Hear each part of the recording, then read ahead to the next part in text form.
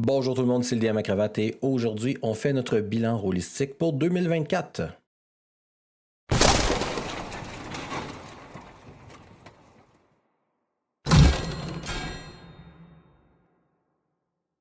Donc, oui, le bilan rôlistique. C'est quoi? Ben, c'est une initiative qui a été faite par Dice Story. Puis, grosso modo, ils nous posent des questions qui nous permettent de nous placer sur ce qu'on a fait durant l'année. Puis, malgré les questions qu'il y a, ben, moi, je pense que je devrais en rajouter quelques autres avant tout. Et on va commencer par ceux-là. Donc, pour débuter, je dois dire que j'ai fait 527 heures de stream.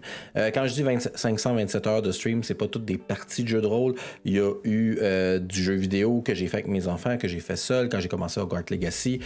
J'ai aussi des DM invités, il y en a eu plus qu'un. C'était des super parties. Puis je remercie ceux qui sont venus sur la chaîne nous partager leur passion et nous faire découvrir leur jeu, hein, parce que c'était des créateurs de contenu qui sont venus nous partager leur jeu. Et ça, c'est 174 streams dans l'année que j'ai eu accès à toutes sortes de joueurs, toutes sortes de scénarios, toutes sortes d'histoires, toutes sortes de saveurs. Puis, ben, je tiens à remercier vous autres, les joueurs qui sont venus sur la chaîne et aussi aux spectateurs qui sont venus autant sur YouTube que sur Twitch participer, écouter, puis ben, avoir du plaisir avec nous autres finalement sur ces histoires qu'on compte. Donc, c'est une belle année à ce niveau-là. Et maintenant, on va aller aux questions de Dice Story. Première question, question numéro 1. Qu'est-ce qui clôt notre année 2024? Ben moi, pour ma part, ce que clôt mon année 2024, c'est une partie des Chroniques de Nyrilonia, qui est une partie où les joueurs vont interpréter des professeurs dans une école de magie à la Harry Potter. C'est une excellente partie avec qui j'ai eu, dans laquelle j'ai beaucoup de plaisir, puis mes joueurs sont extraordinaires. C'est avec le système de Fate Core. Je suis avec Sunwise, Sarcastic Mitch, avec Jacinthe et avec Clips and Road Trip. C'est une super belle gang avec de toutes sortes d'émotions, hein? On a de la peur, on a de la tristesse, on a de l'humour, il y a tout ça mis ensemble, beaucoup de plaisir, puis j'ai déjà hâte à 2025 de la suite de cette partie-là. Coup de cœur 2024, c'est assez large, hein? On pourrait parler de personnes, on pourrait parler de jeux, on pourrait parler de chaînes. On va commencer par personne. Mon coup de cœur personnellement en 2024, je vais y aller avec La Folle.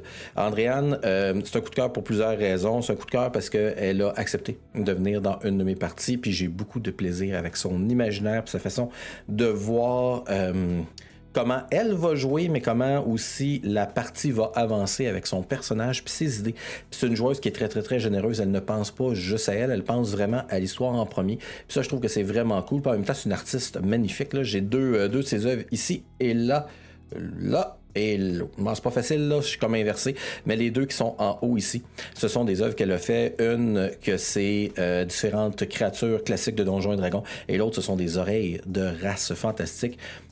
Super cool comme personne, puis je dirais que c'est mon coup de cœur personne.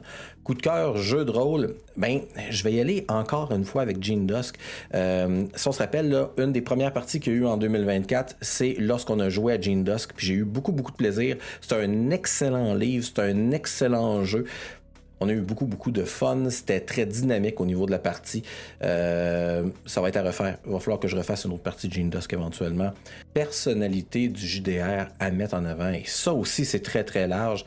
Je vais y aller avec plusieurs personnes que je crois qu'on devrait continuer à suivre.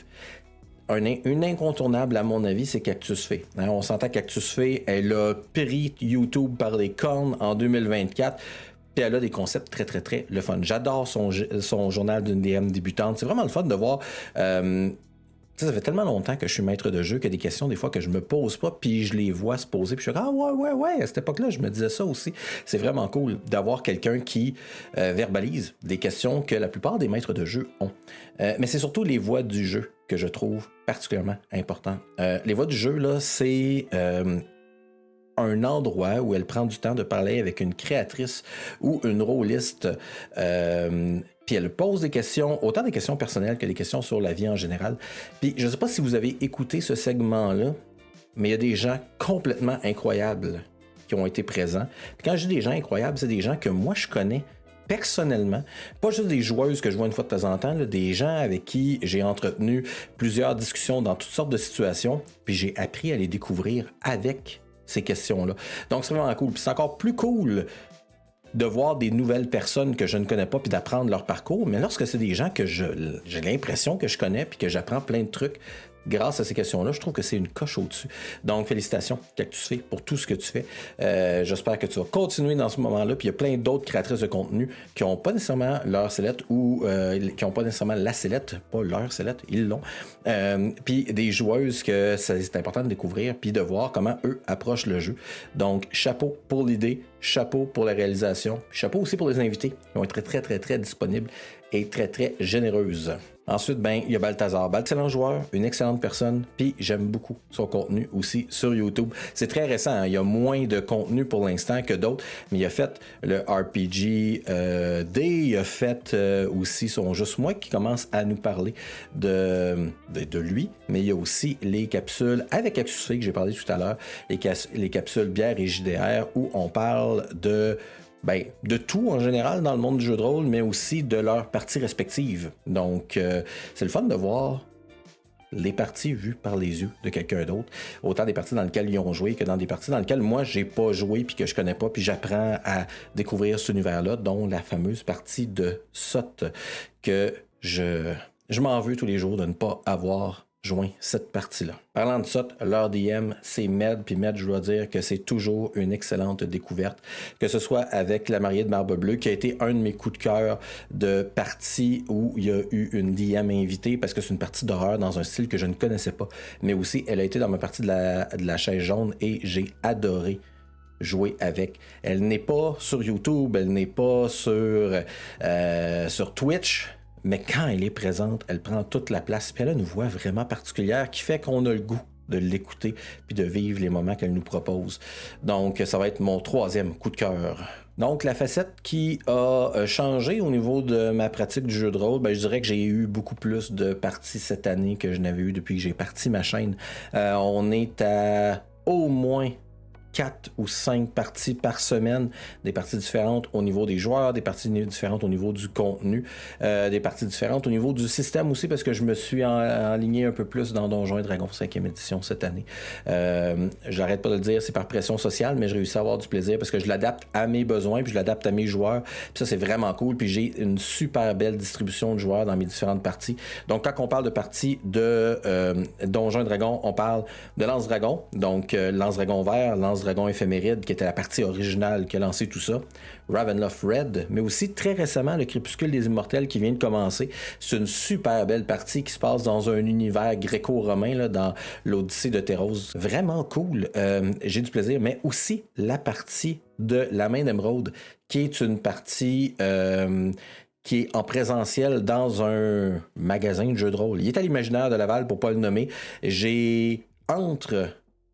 Au début, ça a commencé avec 2 joueurs, 2 joueuses en fait. Puis là, on est rendu à des fois 11 joueurs, joueuses, des enfants, des adultes, toutes sortes. C'est parfois chaotique, mais toujours plaisant. Personnage JDR ou PNJ favori. Moi, je vais y aller vraiment avec 2 personnages, en fait. Un personnage que j'ai joué, puis un personnage que j'ai interprété en tant que personnage non-joueur. Puis je vais y aller avec le premier personnage. C'est pas des games qui sont diffusés, malheureusement, pour vous. En fait, non. Je vais y aller avec c'est un semi-PNJ, en fait. Ça va y aller pour les 2. J'ai été invité sur la chaîne d'Epic Fumble. Epic Fumble, vous le connaissez, j'en parle souvent. Il a été joueur sur des parties sur la chaîne, puis j'ai déjà été joueur dans une de ces parties qui s'appelait Les Mange-Mardes. Donc, il m'a demandé de venir faire un méchant dans son Ladies Night. Ladies Night, c'est une partie de Fate Core surnaturelle où il invite des demoiselles pour jouer avec lui. Il joue des chasseurs. Et là, j'ai un chat qui tente d'ouvrir la porte qui était fermée. Donc, il m'a demandé de faire un méchant, puis j'ai fait un délectable méchant. Quand je dis délectable, c'est pas que je l'aimais, c'est que j'aimais le détester. Puis j'aimais voir aussi les filles le détester autour de la table. J'ai eu beaucoup, beaucoup de plaisir à faire ce personnage-là. Je pense que oui, ce serait mon coup de cœur. C'était particulier de jouer un méchant, de jouer un semi-NPC. J'amenais des trucs à l'histoire, mais mon but était surtout de représenter l'antagonisme de l'histoire. J'ai eu beaucoup, beaucoup de parties. C'était en 2 parties. Je vous suggère d'aller voir ça sur la chaîne de Epic Fumble. Le jeu que je dois absolument tester en 2025, je vais y aller très, très, très simple. En 2025, le jeu que je voudrais tester, c'est Blade in the Dark. J'ai Je l'ai testé en tant que joueur à Draconis. D'ailleurs, c'était une super belle partie. Ça m'a appris à le découvrir. Ça m'a appris ça faisait des années là, que je voulais voir de quoi ça avait l'air, Blade in the Dark. Puis moi, j'aime mieux quand on me le montre, quand je le prends moi-même.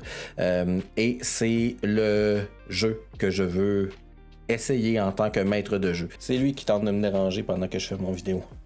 Hein, Floc? Grosse face. Allez. Et le dernier, c'est la plus dure à mon avis. C'est une série roman, film, jeu vidéo qui mérite une adaptation en jeu de rôle. Toutes. Pourquoi toutes? C'est parce que si je décide de jouer dans un de ces mondes-là, je peux utiliser un système générique pour l'adapter, puis jouer. Puis c'est très, très, très simple, je trouve, faire ça. C'est des systèmes qui sont très, très, très ouverts, des bacs à sable. Si vous avez quelque chose en tête, que vous avez un univers que vous voulez reproduire, soit pareil, soit vous en inspirez, faites-le. Hein. Il y a des systèmes pour ça, pas obligé d'attendre qu'une adaptation JDR existe. Il y a des systèmes, vous pourrez peut-être l'utiliser à d'autres sauces aussi, mais minimalement, vous allez pouvoir vivre des aventures dans le monde que vous voulez essayer avec ces bacs à sable. Donc, je vais vous en mettre une liste là. Là, ouais, ici. Puis allez donc les voir. Certains sont complexes au niveau des règles, plus stratégiques, plus crunchy. D'autres sont très, très, très, très simples. Mais il y a toujours un système qui va vous permettre de vivre ces aventures-là sans que ce soit même nécessairement quelque chose qui a été publié dans ce but-là. Gardez les yeux ouverts, c'est vraiment ce qu'il faut dans le jeu de rôle, puis parlez-en autour de vous. Allez lire des forums, allez écouter des vidéos. Le choix est là. La seule limite, c'est celle que vous vous imposez.